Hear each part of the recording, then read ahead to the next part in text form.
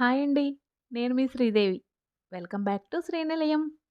ఈరోజు మీ అందరి కోసం ఒక వెరైటీ లడ్డూ చూపిస్తున్నానండి. అదేంటంటే పుట్నాల పప్పుతో లడ్డు. అదే వేపిన శనగపప్పు అండి. చట్నీలకి వాడతాం కదా అదేనండి. వీడియోలోకి వెళ్ళే ముందు ఫస్ట్ టైం మన ఛానల్ చూస్తున్న వాళ్ళు సబ్స్క్రైబ్ చేసి బెల్ ఐకాన్లో ఆల్ ఆప్షన్ క్లిక్ చేయండి.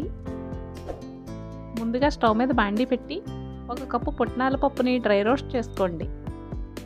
ఇలా పప్పుని డ్రై రోస్ట్ చేసుకోవడం వల్ల లడ్డూకి మంచి కమ్మటి వాసన వస్తుందండి. వేయించుకున్న పుట్నాల పప్పు బాగా చల్లారిన తర్వాత ఒక మిక్సీ జార్లో వేసుకుని మెత్తగా పౌడర్ చేసుకోవాలి. ఇప్పుడు ప్యాన్లో నెయ్యి వేసి నెయ్యి వేడెక్కాక కొద్దిగా జీడిపప్పు వేపి తీసుకోండి.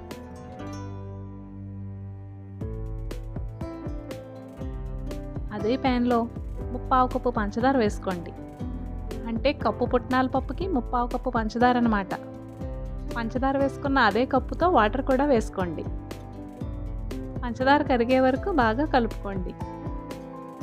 ఇలా మరుగుతున్న పంచదార పాకంలో మంచి ఫ్లేవర్ కోసం కొంచెం యాలకుల పొడి వేసుకోండి. ఈ పంచదార పాకం కొంచెం చిక్కబడి కొద్దిగా లేత పాకం వస్తే సరిపోతుందండి.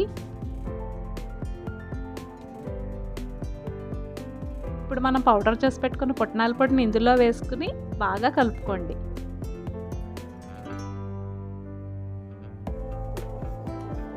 ఇది ఇలా బాగా ఉడికేలోపు ఒక గిన్నెకి నెయ్యి రాసి పక్కన పెట్టుకోండి.